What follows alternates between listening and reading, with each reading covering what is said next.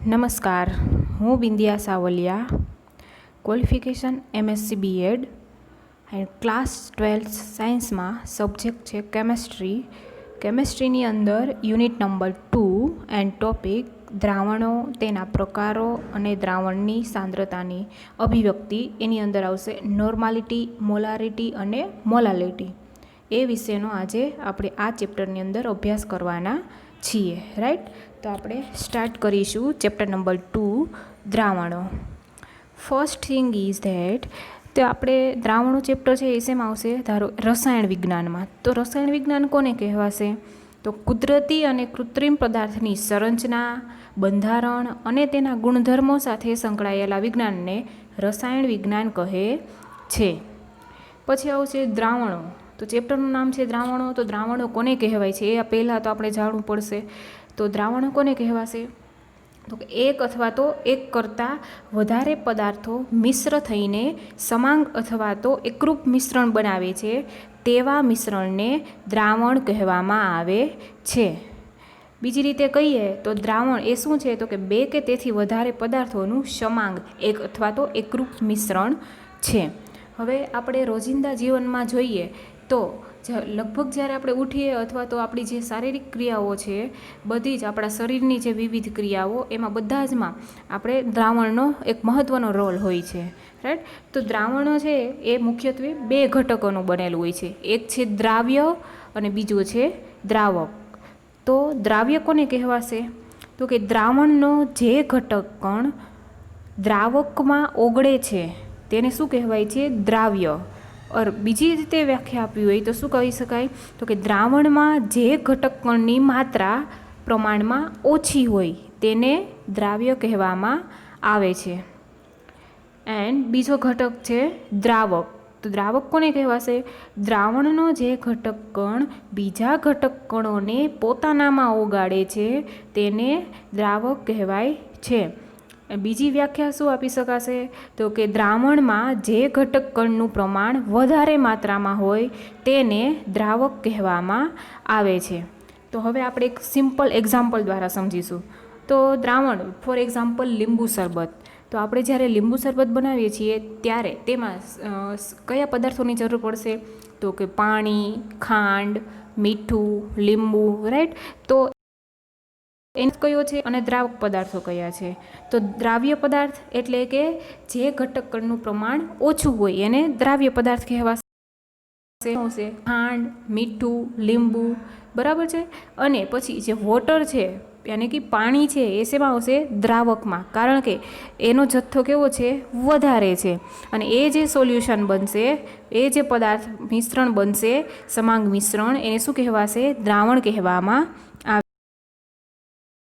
દ્રાવણમાં જે દ્રાવ્ય રહેલું છે એ દ્રાવ્ય કણોનો વ્યાસ લેસ ધેન 1 નેનોમીટર હોય છે, એટલે કે 10⁻⁹ મીટર.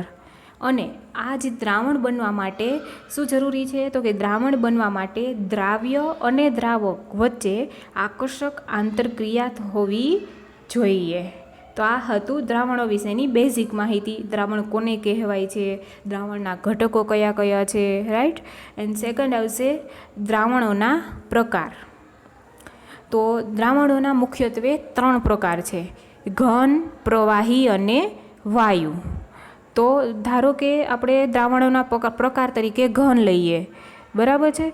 તો દ્રાવણોના પ્રકારમાં ઘન લઈએ તો દ્રાવક અને દ્રાવ્ય, દ્રાવક અને દ્રાવ્ય બંને તરીકે જો આપણે ઘન પદાર્થો લઈએ તો એની અંદર શું આવશે? તો કે દ્રાવ્ય પણ ઘન હોય અને દ્રાવક પણ ઘન હોય. તો એમાં આવશે મિશ્ર ધાતુ યાની કે એલોય. તો એલોય કોને કહેવાશે? તો કે એક અથવા તો એક કરતાં વધારે ધાતુઓ ભેગી થઈ અને જે મિશ્રણ બને છે એને શું કહેવાશે? મિશ્ર ધાતુ કહેવાય છે. અમુક ચોક્કસ અને કે નિશ્ચિત પ્રમાણમાં સંયોજાઈને બનાવશે. રાઈટ, તો એક જોઈએ ગોલ્ડમાં દ્રાવ્ય થયેલ કોપર. ગોલ્ડ યાની કે જે આપણે સોનું કહીએ છીએ, તો સોનું છે હવે એ કેવી ધાતુ છે? નરમ ધાતુ છે, એટલે એની અંદર કોપર મિક્સ કરેલું હોય છે. રાઈટ, તો ગોલ્ડ એની સંજ્ઞા શું આવશે? A capital A small you, AU. Right, એનું નામ છે ઓરમ. ઓરમ એ લેટિન વર્ડ છે. બરાબર. પછી બીજી મિશ્ર ધાતુ આવશે બ્રાસ યાની કે પિત્તળ.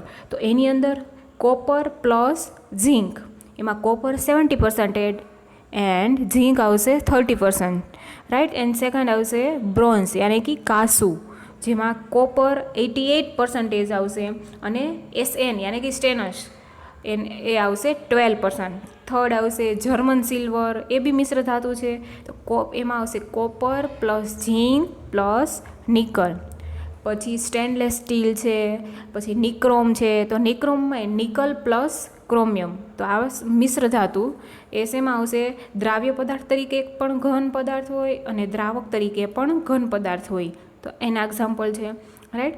હવે દ્રાવ્ય પદાર્થ તરીકે પ્રવાહી હોય અને દ્રાવક તરીકે ઘન હોય. તો એમાં શું આવશે? તો કે સોડિયમ સાથે પારાનો સરંસ. સરંસ યાની કે એમાલ્ગમ યા તો લુગદી, રાઈટ. તો હવે આપણે જોઈએ તો પારો છે લિક્વિડ છે અને જે સોડિયમ મેટલ છે એ સોલિડ ફોર્મમાં છે. તો ઓબ્વિયસલી એવું હોય છે કે જે લિક્વિડ હોય છે એની અંદર જ આપણે સોલિડ ડિઝોલ્વ કરીએ છીએ, બટ નો, એવું જરૂરી નથી. તો અહીંયા પારો છે જે લિક્વિડ છે એ આપણે અહીંયા દ્રાવ્ય તરીકે વર્તે છે અને જે શેમાં દ્રાવ્ય થાય છે? સોડિયમમાં, રાઈટ. એવી જ રીતે પારામાં બનાવેલ ઝીંક એમાલ્ગમ યાની કે ઝીંક સરંસ એટલે શું આવશે? Zn plus Hg, right. And દ્રાવ્ય પદાર્થ તરીકે વાયુ લઈએ અને દ્રાવક તરીકે ઘન લઈએ ત્યારે શું આવશે? તો કે હાઇડ્રોજન વાયુનું પેલેડિયમ ધાતુમાં અધિશોષણ. તો પેલેડિયમની સંજ્ઞા શું હશે? Pd, right. તો અધિશોષણ કોને કહેવાશે?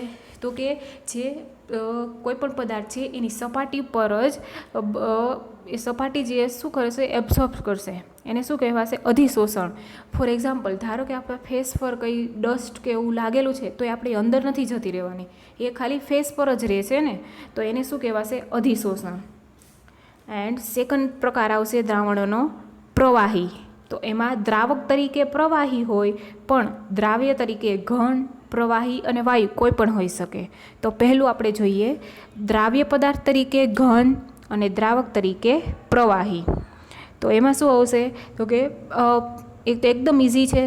દ્રાવ્ય પદાર્થ તરીકે ઘન લઈએ અને દ્રાવક તરીકે પ્રવાહી પદાર્થ લઈએ તો એનું ઉદાહરણ આવશે પાણીમાં દ્રાવ્ય થયેલ ગ્લુકોઝ યા ફિર સુક્રોઝ અથવા તો ખાંડ અને પાણીનું સમાંગ મિશ્રણ, બરાબર. હજી એક ઉદાહરણ લઈએ તો કે આયોડિનનું જે આલ્કોહોલમાં બનાવેલું દ્રાવણ છે, આયોડિનનું આલ્કોહોલમાં બનાવેલું દ્રાવણ કે જેને ટિંચર આયોડિન કહેવામાં આવે છે. તો એની અંદર જે આયોડિન છે એ ઘન પદાર્થ છે અને આલ્કોહોલ છે એ પ્રવાહી છે. તો જે આયોડિન છે એ દ્રાવ્ય તરીકે વર્તે છે જ્યારે આલ્કોહોલ છે એ પ્રવાહી તરીકે વર્તે છે. અને આ જે ટિંચર આયોડિન છે એનો યુઝ શાના માટે થાય છે? કે આપણે જે નાના નાના ઘા લાગેલા છે એના પર એન્ટીસેપ્ટિક તરીકે કામ કરે છે. પછી આવશે દ્રાવ્ય પદાર્થ તરીકે પ્રવાહી અને દ્રાવક તરીકે પણ પ્રવાહી, બંને પ્રવાહી. તો એમાં શું આવશે? તો કે પાણીમાં દ્રાવ્ય થયેલ આલ્કોહોલ, રાઈટ. ઓર બેન્ઝીન પ્લસ ટોલ્યુઇન એ પણ એકબીજામાં સોલ્યુબલ થશે. એન્ડ થર્ડ આવશે દ્રાવ્ય પદાર્થ તરીકે વાયુ અને દ્રાવક તરીકે પ્રવાહી હોય. તો એમાં શું આવશે? તો કે પાણીમાં દ્રાવ્ય થયેલ ઓક્સિજન. અને બીજું વેલ નોન એક્ઝામ્પલ જે સોડા વોટર, રાઈટ. તો સોડા વોટર જેવું જે વાયુયુક્ત પીણું છે એમાં શું કરેલું છે? કે તો કે વાયુનું પ્રવાહીમાં બનાવેલું દ્રાવણ છે. તો કે CO2 plus H2O, CO2 and H2O. તો કે CO2 છે એ દ્રાવ્ય છે જ્યારે H2O છે એ પ્રવાહી સ્વરૂપે છે. પછી આવશે દ્રાવણોનો ત્રીજો પ્રકાર. તો એમાં શું આવશે? દ્રાવ્ય તરીકે ઘન, પ્રવાહી અથવા તો વાયુ કોઈ પણ હોઈ શકે જ્યારે દ્રાવક તરીકે શું હોય છે? વાયુ. તો પહેલું જોઈએ દ્રાવ્ય પદાર્થ તરીકે ઘન અને દ્રાવક તરીકે વાયુ. તો એમાં શું આવશે? તો કે કપૂરનું નાઇટ્રોજન વાયુમાં સમાંગ મિશ્રણ. નાઇટ્રોજન વાયુ કેમ લીધો? કારણ કે ઇન એટમોસ્ફિયર નાઇટ્રોજનનું પ્રમાણ કેટલું હોય છે? 78% અધર ગેસીસ કરતાં. તો એમ પણ કહી શકીએ કે કપૂરનું હવામાં મિશ્રણ અથવા સેકન્ડ એક્ઝામ્પલ નેફ્થેલિનનું હવામાં મિશ્રણ. પછી આવશે દ્રાવ્ય પદાર્થ તરીકે પ્રવાહી હોય અને દ્રાવક તરીકે વાયુ હોય ત્યારે શું આવશે તો કે ભેજવાળી હવા. પછી આવશે દ્રાવ્ય પદાર્થ તરીકે વાયુ અને દ્રાવક તરીકે પણ વાયુ હોય તો ત્યારે બંને વાયુ પદાર્થો છે, રાઈટ, બંને વાયુ છે. તો એમાં શું આવશે, ધારો કે N2 અને O2 વાયુનું મિશ્રણ, H2 અને O2 વાયુનું મિશ્રણ. તો આ હતા દ્રાવણોના પ્રકારો. તો આપણે શું શું જોયું તો કે દ્રાવણ, એની વ્યાખ્યા, એના ઘટકો, એની વ્યાખ્યા, દ્રાવણમાં રહેલા દ્રાવ્ય કણોનો વ્યાસ. હવે આપણે જોયું કે દ્રાવણ કોને કહેવાશે કે બે કે તેથી વધારે પદાર્થો મિશ્ર થઈને સમાંગ દ્રાવણ બનાવે છે, સમાંગ મિશ્રણ બનાવે એને દ્રાવણ કહેવાય છે, બરાબર. તો હવે ઘણી વખત એવું પણ બની શકે કે જ્યારે કોઈ પદાર્થ હોય એની અંદર એક જ દ્રાવ્ય હોય અને એક જ દ્રાવક હોય તો એવા દ્રાવણને શું કહેવામાં આવે છે, તો એવા દ્રાવણને આપણે દ્વિઅંગી દ્રાવણ અથવા તો દ્વિઘટકીય દ્રાવણ કહેવામાં આવે છે. એવી જ રીતે જે દ્રાવણની અંદર એક દ્રાવક હોય અને બે દ્રાવ્ય પદાર્થો હોય તેવા દ્રાવણને ત્રિઘટકીય દ્રાવણ કહેવામાં આવે છે, રાઈટ. હવે નેક્સ્ટ ટોપિક આવશે દ્રાવણની સાંદ્રતાની અભિવ્યક્તિ. તો કેટલી એની સાંદ્રતા કેટલી છે, યાની કે સાંદ્ર દ્રાવણ છે, મંદ દ્રાવણ છે, આપણને કઈ રીતે ખ્યાલ, એના માટે દ્રાવણની સાંદ્રતા આપણે બે રીતે દર્શાવી શકીએ છીએ. એક છે ગુણાત્મક રીત અને બીજી છે જથ્થાત્મક રીત. તો ગુણાત્મક રીત એટલે આપણે કહી શકીએ કે ધારો કે કોઈ દ્રાવણ છે એની અંદર જે દ્રાવ્ય પદાર્થ છે એ તો એ દ્રાવણ કેવું દ્રાવણ કહેવાશે, મંદ દ્રાવણ. અને જો કોઈ દ્રાવણની અંદર જે દ્રાવ્ય પદાર્થ છે એ આપણે વધારે માત્રામાં જોવા મળે તો એ દ્રાવણ કેવું દ્રાવણ કહેવાશે, સાંદ્ર દ્રાવણ કહેવાશે. પણ આના કરતાં પણ જથ્થાત્મક રીત છે એ વધારે સારી રીતે આપણને એમ રિઝલ્ટ મળી શકે એમ છે, રાઈટ. તો જથ્થાત્મક રીતે દ્રાવણની સાંદ્રતા અભિવ્યક્ત કરવા માટે આપણે ઘણી બધી રીતો છે. તો પહેલી આવશે નોર્માલિટી કે જેને કેપિટલ N વડે દર્શાવાય છે, મોલારિટી એને કેપિટલ M વડે દર્શાવાય, મોલાલિટી એને સ્મોલ m વડે દર્શાવાશે, પછી મોલહન્સ એને x વડે, પછી વોલ્યુમ બાય વોલ્યુમ એટલે કે કદથી ટકાવારી, વેઇટ બાય વેઇટ એટલે દળ અથવા તો વજનથી ટકાવારી, એન્ડ વેઇટ બાય વોલ્યુમ એટલે દળ કદથી ટકાવારી, અને લાસ્ટ આવશે પાર્ટ્સ પર મિલિયન યાની કે ppm. તો લાઇન બાય લાઇન આપણે જોઈતા જશું. તો ફર્સ્ટ આવશે નોર્માલિટી. તો નોર્માલિટી કોને કહેવાશે, તો કે 1 લિટર દ્રાવણમાં ઓગાળેલા દ્રાવ્યના ગ્રામ તુલ્યભારની સંખ્યાને નોર્માલિટી કહે છે. ધારો કે આપણે NaOH છે એનું આપણે એક નોર્મલ દ્રાવણ બનાવવું છે તો એના માટે શું કરવું પડશે, આપણે એક નોર્મલ દ્રાવણ બનાવવા માટે તો એની અંદર એક નોર્મલ કોને કહેવાશે એ આપણે જાણવું પડશે. તો નોર્માલિટી અને નોર્મલ બંનેની વ્યાખ્યા સેમ જ આવશે. એક નોર્મલ દ્રાવણ બનાવવું છે તો કોને કહેવાશે એક નોર્મલ દ્રાવણ, તો 1 ગ્રામ તુલ્ય દળ ધરાવતા પદાર્થને ઓગાળી 1 લિટર દ્રાવણ બનાવતા દ્રાવણ એ નોર્મલ કહેવાય છે. તો જોઈએ કે નોર્માલિટી શોધવા માટેનું સૂત્ર શું છે, તો કે દ્રાવ્યનું વજન શેમાં લેવાનું છે આપણે, ગ્રામમાં, છેદમાં દ્રાવ્યનો તુલ્યભાર ગુણ્યા દ્રાવણનું કદ એ કેમાં લેવાનું છે, લીટરમાં. દ્રાવ્યનો તુલ્યભાર, તો આપણે તુલ્યભાર કઈ રીતે શોધી શકીશું, તો તુલ્યભાર એસિડ, હવે પદાર્થ તરીકે એસિડ પણ આપેલો હોય, બેઝ પણ આપેલો હોય, રાઈટ. તો ત્યારે આપણે તુલ્યભાર કઈ રીતે શોધી શકાશે, ધારો કે આપણે એસિડ આપેલું છે HCl હાઇડ્રોક્લોરિક એસિડ. તો એસિડનો તુલ્યભાર શોધવા માટે એનું સૂત્ર શું આવશે, એસિડનું આણ્વીય દળ જે ગ્રામ પર મોલમાં લેવાનું હોય છે અપોન એસિડની બેઝિકતા. તો એસિડની બેઝિકતા કઈ રીતે આપણે શોધી શકીશું, ધારો કે એસિડ હવે આપણે આપેલો છે HCl, તો હાઇડ્રોક્લોરિક એસિડ છે એમાં આપણે શું હશે H+ એન્ડ Cl-. તો કેટલા H+ આયન છે એ આયનીકરણ પામે છે, યાની કે H+ આયન આપણને છૂટા પડે છે, રાઈટ. તો એ શું થશે એસિડની બેઝિકતા. તો HCl માં H+ એન્ડ Cl-. તો એક જ હાઇડ્રોજન આયન છૂટો પડતો જોવા મળશે, રાઈટ. તો એ જે એસિડની બેઝિકતા કેટલી આવશે? 1 આવશે. તો આવા કિસ્સામાં જ્યારે એસિડની બેઝિકતા 1 હોય ત્યારે દ્રાવ્ય પદાર્થનો અણુભાર અને તુલ્યભાર બંને સેમ મળશે આપણને. એન્ડ બેઝનો તુલ્યભાર, તો બેઝનું ઇક્વલ ટુ બેઝનું આણ્વીય દળ ગ્રામ પર મોલમાં અપોન બેઝની એસિડિકતા. તો બેઝની એસિડિકતામાં શું આવશે? તો ધારો કે NaOH લઈએ, તો NaOHમાં Na પ્લસ અને OH માઇનસ આવશે. તો દ્રાવણની પાણીની અંદર જેટલા OH માઇનસ આયન રિલીઝ થાય એ શું કહેવાશે? બેઝની એસિડિકતા કહેવાશે. તો આમાં પણ સેમ એવું જ કે જ્યારે બેઝની એસિડિકતા 1 હોય ત્યારે દ્રાવ્ય પદાર્થનો અણુભાર અને તુલ્યભાર બંને આપણને સેમ જોવા મળશે. એન્ડ નેક્સ્ટ આવશે મોલારિટી. તો મોલારિટી કોને કહેવાય છે? તો કે 1 લિટર દ્રાવણમાં ઓગાળેલા દ્રાવ્યના મોલની સંખ્યાને મોલારિટી કહે છે. તો આગળ આપણે નોર્માલિટી જોયું, એને સપ્રમાણતા પણ કહેવાય છે, બરાબર. તો આ બંનેમાં શું ડિફરન્સ છે? ખાલી પહેલામાં તુલ્યભાર, કોઈ પદાર્થ દ્રાવ્ય પદાર્થ છે એના તુલ્યભાર જેટલો વજન જેટલો પદાર્થ દ્રાવ્ય કરવાનો છે, જ્યારે મોલારિટીમાં એના ગ્રામ મોલ જેટલો દ્રાવ્ય પદાર્થના જે મોલ છે, મોલની સંખ્યા છે એટલો પદાર્થ આપણે દ્રાવ્ય કરવાનો છે 1 લિટર દ્રાવણમાં. તો એના માટેનું સૂત્ર શું આવશે? તો કે દ્રાવ્યનું દળ યાની કે વજન ગ્રામમાં અપોન દ્રાવણનું આણ્વીય દળ, દ્રાવ્યનું આણ્વીય દળ ઇન્ટુ દ્રાવણનું કદ લીટરમાં. ઓર બીજી રીતે આપણે શું કહી શકીએ કે દ્રાવણના મોલ અપોન દ્રાવણનું કદ લીટરમાં. હવે દ્રાવણના મોલ આપેલા છે, તો મોલ શોધવા માટેનું સૂત્ર શું હશે? મોલ ઇક્વલ ટુ વજનના છેદમાં આણ્વીય દળ.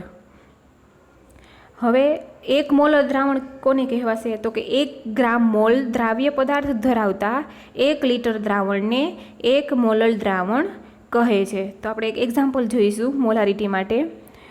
તો ધારો કે 5 લિટર જલીય દ્રાવણમાં 4 ગ્રામ NaOH ઓગાળેલ હોય તો બનતા દ્રાવણની મોલારિટી શોધો. તો આપણને શું આપેલું છે? NaOHનું આણ્વીય સૂત્ર મોલારિટી શોધવાની સૂત્ર શું હશે? દ્રાવ્યનું વજન ગ્રામમાં છેદમાં દ્રાવ્યનો અણુભાર ઇન્ટુ દ્રાવણનું કદ લીટરમાં. તો દ્રાવ્યનું વજન આપણે શું આપેલું છે? 4 ગ્રામ. અને દ્રાવ્યનો અણુભાર એટલે કે NaOH દ્રાવ્ય થઈ છે, તો એનો અણુભાર શું આવશે? અણુભાર યાની કે આણ્વીય દળ. તો Na સોડિયમનો 23 પરમાણ્વીય દળ પ્લસ ઓક્સિજન 16 પ્લસ હાઇડ્રોજનનું પરમાણ્વીય દળ 1 ઇક્વલ ટુ 40 ગ્રામ પર મોલ. તે દ્રાવ્યનો અણુભાર આપણને 40 મળી ગયો ઇન્ટુ દ્રાવણનું કદ કેટલું? લીટરમાં જ. જો મિલીટરમાં આપેલું હોય તો આપણે એને લીટરમાં કન્વર્ટ કરવાનું, રાઈટ. તો આપણો આન્સર શું આવશે? 0.02 મોલર. એન્ડ સેકન્ડ એક્ઝામ્પલ જે આપણે ટેક્સ્ટ બુકમાં આપેલું છે કે 450 મિલી દ્રાવણમાં 5 ગ્રામ NaOH ધરાવતા દ્રાવણની મોલારિટી ગણો. તો આમાં પણ સેમ એ જ રીત છે, રાઈટ. હવે જો મિલીલીટરમાં જે દ્રાવણ આપેલું છે એને આપણે લીટરમાં કન્વર્ટ કરવાનું છે, રાઈટ. એન્ડ થર્ડ આવશે મોલાલિટી. તો મોલાલિટી કોને કહેવાશે? તો કે 1 કિલોગ્રામ દ્રાવકમાં ઓગાળેલા દ્રાવ્યના મોલની સંખ્યાને મોલાલિટી કહે છે, કે જેને આપણે સ્મોલ m વડે દર્શાવાય છે. તો મોલાલિટી માટેનું સૂત્ર શું થશે? તો કે દ્રાવ્યનું દળ યાની કે વજન ગ્રામમાં ડિવાઈડ બાય દ્રાવ્યનું આણ્વીય દળ ઇન્ટુ દ્રાવકનું વજન કિલોગ્રામમાં. અથવા તો બીજી રીતે એનું સૂત્ર શું થશે? દ્રાવ્યના મોલ અપોન દ્રાવકનું વજન શેમાં લેવાનું છે? કિલોગ્રામમાં. તો 1 મોલ દ્રાવણ કોને કહેવાશે? તો કે 1 કેજી દ્રાવકમાં યાની કે 1 કિલોગ્રામ દ્રાવકમાં 1 ગ્રામ મોલ દ્રાવ્ય પદાર્થને ઓગાળતા મળતા દ્રાવણને 1 મોલર દ્રાવણ કહે છે. એન્ડ નેક્સ્ટ લેક્ચરમાં આપણે જોઈશું મોલ અંશ, વજનથી ટકાવારી યાની કે weight by weight, volume by volume and weight by volume and parts per million. તો આ લેક્ચરમાં આપણે અહીંયા સુધી રાખીશું. ઓકે. એન્ડ એક્ઝામ્પલ આવશે મોલાલિટી, જે આપણે મોલારિટીનું ફાઇન્ડ કરેલું છે સેમ એ જ રીતે. And thank you.